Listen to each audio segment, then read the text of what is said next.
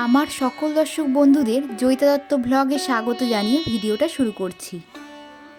সামনে আসছে মহাশিবরাত্রি। এই পবিত্র দিনে দেবাদিদেব মহাদেবের নামে পূজা আরাধনা ও উপবাস রাখা হয়।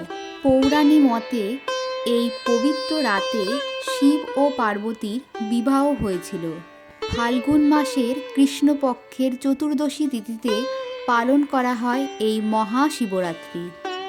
এবছর পঞ্জিকা অনুযায়ী কবে পড়েছে মহাশিবরাত্রি? 4 প্রহরে শিবের পূজা করলে 4 প্রহরের সঠিক সময়, শিবরাত্রির ব্রতের সঠিক নিয়ম, এই সমস্ত বিষয় নিয়ে আলোচনা করব। মনে করা হয় মহাদেবের আরাধনার সর্বশ্রেষ্ঠ দিন হল মহাশিবরাত্রির দিনটি। বিশ্বাস করা হয় এই দিন ভক্তি ভরে শিবের পূজা করলে ভক্তের সমস্ত মনস্কামনা পূর্ণ হয়ে যায়। এবছর বাংলার 2রা ফাল্গুন 1432, ইংরাজির 15ই ফেব্রুয়ারি 2026 রবিবার শ্রী শ্রী শিবরাত্রি ব্রত ও পূজা, শিব চতুর্দশী শ্রী শ্রী শিবরাত্রির ব্রত উপবাস।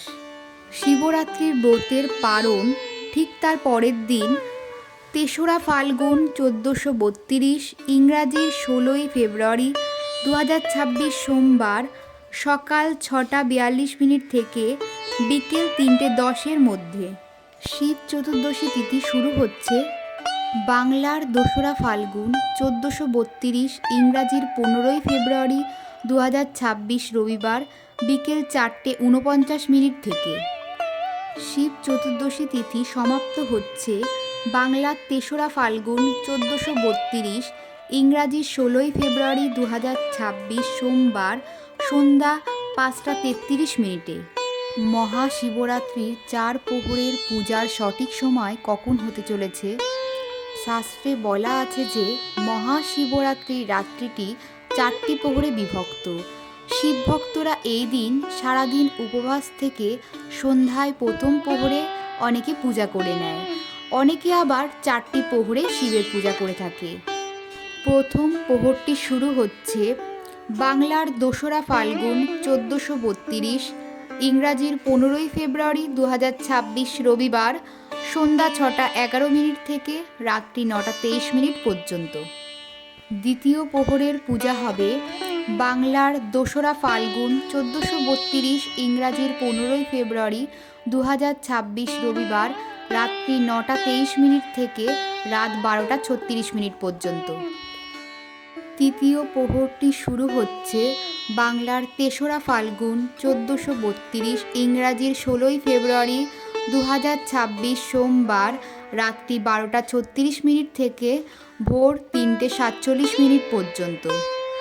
চতুর্থ প্রহরটি শুরু হচ্ছে বাংলার 3রা ফাল্গুন 1432, ইংরাজির 16ই ফেব্রুয়ারি 2026 সোমবার ভোর 3:47 থেকে সকাল 6:59 পর্যন্ত। শিবরাত্রির ব্রত রাখলে কিছু নিয়মবিধি রয়েছে যেগুলি অতি অবশ্যই মানতে হয়, না হলে ব্রতের ফল বিফলে যায় বলে মনে করা হয়। মহাশিবরাত্রির ফাল্গুন মাসের কৃষ্ণপক্ষের চতুর্দশী তিথিতে পালন করা হয়। বিশ্বাস করা হয় এই পবিত্র দিনে যারা মহাদেবের ব্রত রেখে সন্ধ্যায় বাবার মাথায় জল ঢালে তার সমস্ত পাপ মোচন হয়ে যায় এবং সংসার ও মনে সুখ অনুভূতি হয়, সমৃদ্ধি লাভ হয়। শিবরাত্রির ব্রত রাখলে সকালে ঘুম থেকে উঠে স্নান সেরে পরিষ্কার পরিচ্ছন্ন হয়ে মনে মনে মহাদেবের কাছে সংকল্প নিতে হয়, হে মহাদেব, আমি যেন সুস্থ মনে সুন্দরভাবে তোমার সেবা করতে পারি। এই ব্রত রাখতে গেলে ব্রতের আগের দিন নিরামিষ আহার করতে হবে এবং ব্রতের দিন সারাদিন উপবাস থেকে সন্ধ্যায় বাবার মাথায় জল ঢেলে পরের দিন পারণ বিধি সম্পূর্ণ করে তবে উপবাস ভঙ্গ করতে হবে। এই দিন অনেকেই 4 প্রহরে বাবার পূজা করেন। প্রথম প্রহরে দুধ, দ্বিতীয় প্রহরে দই, তৃতীয় প্রহরে ঘি, চতুর্থ প্রহরে মধু দিয়ে শিবলিঙ্গে অভিষেক করতে হয়। যারা সন্ধ্যায় বাবার পূজা সেরে নেবে তারা পঞ্চামৃত দিয়ে বাবার স্নানাভিষেক করাতে পারে। এই দিন বাবা মহাদেবের প্রিয় ফুল ধুত্রা, আকন্দ, কলকে ইত্যাদি ফুল দিয়ে মহাদেবের পূজা করা খুবই শুভ। বিল্বপত্র ছাড়া মহাদেবের পূজা অসম্পূর্ণ থাকে। এই দিন 5টি, 7টি, 11টি বেলপাতা মহাদেবকে অর্পণ করা খুব শুভ। এই দিন অখণ্ড আতপ চাল অর্পণ করতে হয়।